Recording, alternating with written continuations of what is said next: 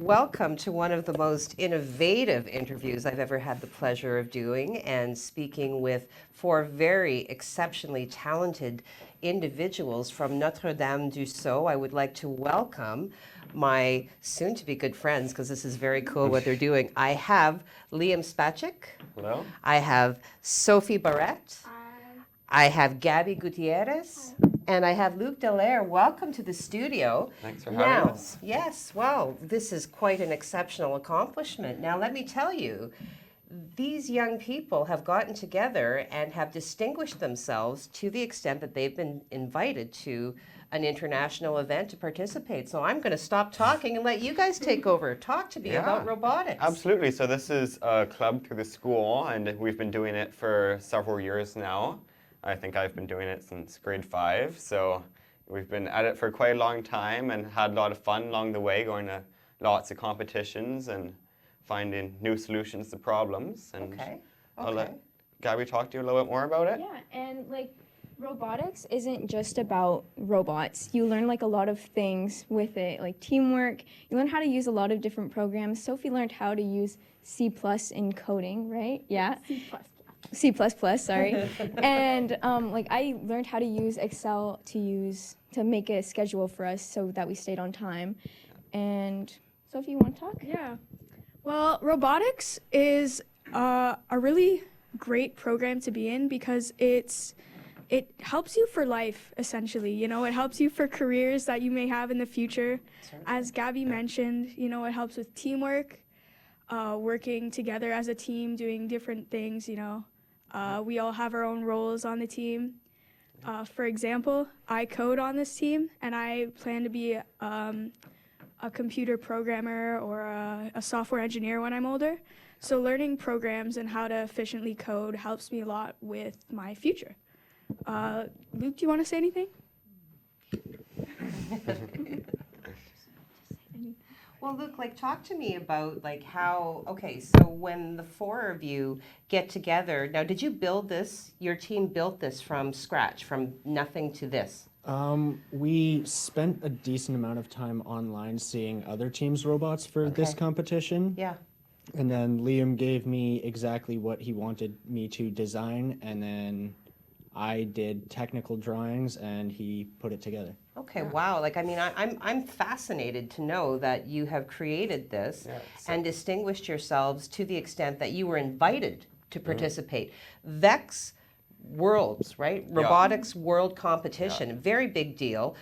Certainly with activities that run throughout the year at the state level, at the regional level, at the national level, and now being invited from Canada, making it officially international. Yes. Yeah. Okay, well, now I did do some sneaking around, so I know, and you just did tell me as well, Liam, that every year it's a different game at the Worlds. This year I do know a little bit about the game. I know that it has to do with these discs, so talk to me. Absolutely. So this year, the game, it's almost like a frisbee golf type thing. So there's these foam discs. They're about 4 inches diameter, and we have to shoot them into kind of basketball nets. So and there's 2 of them on the field. So there's 4 robots going at the same time, and they're in teams of 2. So there's 2 red robots and 2 blue robots.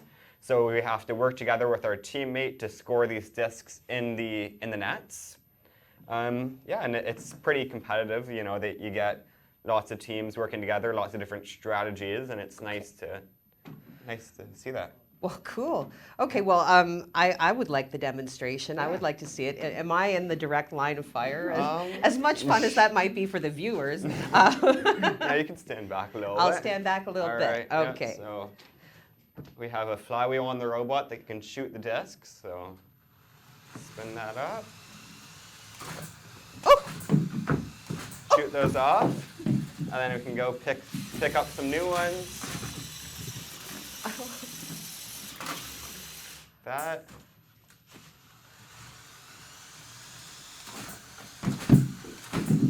Shoot them off. So it's a neat game, and it was a lot of fun trying to figure out how to make the robot shoot and all the features that we had to incorporate. So Wow. Wow, very impressive. Lots of fun. So now what do you have over there? What is that? Yeah, so this is almost like a computer for the robot. So Okay. it has operating system. So there's all these wires going to all the different motors and sensors around the robot. Wow. So this is kind of like the brain of the robot. So that's what we Okay. program to do all of the tasks.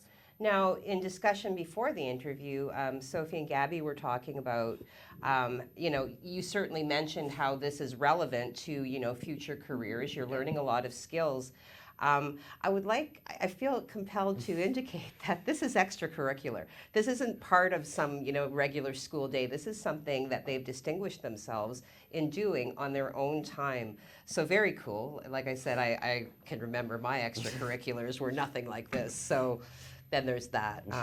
Okay, so now the school, of course, very proud of your accomplishment, is funding half of your trip to Dallas. Yep. Now that means that it's on you and your families to come up with the funding, the other half. Okay, so do you have an overall goal? Like how much do you need to raise? Well, the school is going to pay half it, and it was about $6,000 that we need. That's just for travel, meals, and other expenses along the way. Yeah. So the school has been generous enough that they're going to pay the registration Okay. for the competition itself, but we still needed some help to get there. And Okay. It's, sorry? No, that's okay. And so to that end, you've established a GoFundMe page, which is a very, popular mechanism for raising funds. In my article summary, I will include direct link to their GoFundMe page because certainly if there were 4 individuals worthy of contributions, I am standing here in the studio with them right now. I want to thank you guys so much for taking time out of your March break to come in here and talk to us and show us. Rupert, you called him? Rupert. This is Rupert. So now Rupert isn't like artificial intelligence. No. Okay. No. He's not going to Yeah, say. it's all The radio controlled, but there Okay. is actually a section in the game where you have to program the robot. Okay. So that's all. It's like we aren't controlling it with the joystick. That's all code essentially. And Sophie can talk to you a little bit about it. Sophie, yeah. Yeah. So essentially, at the beginning of the game, you have 10 seconds to try to get as many points as you can with just code. Yeah. And so if you get the most points, or if you score a disc in the basket on the other side of the field, then you will win what is called an autonomous win point, which gives you 10 extra points, which is very handy. Yeah. Yeah. Yeah, How confident are you that you can win that autonomous point? pretty confident. Pretty confident. I we win like it. I'd say about 75% of the time, maybe Yeah. more. And I can pretend to speak intelligently about coding, but I absolutely cannot. I have to assume it involves, assessing the playing field, and then there'll be like, you have to work it into like, does math become a part of this, Sophie? Yeah, we use math. We have what's called a GPS sensor. Okay, yeah. Right here. Right on the back. And what that does is there's barcodes on the side of the field that it reads. Oh. And so it has to use trigonometry to find out where it actually wants to go. So we'll enter a coordinate for it to go, and it'll go there. That is fantastic. Wow. Okay, well, you know what? What a great way to spend a Friday. Happy St. Patrick's Day. Good luck to the 4 of you. I'm so impressed, and I will be watching and waiting to learn what happens after. It's April 24th and the 25th, correct? Yeah, so it's coming up. And I know you guys are going to do so well, and you've done so well just to be invited. So thank you to the 4 of you for coming in. Yeah, thank you. So much. All right. Watch for the article and fund them.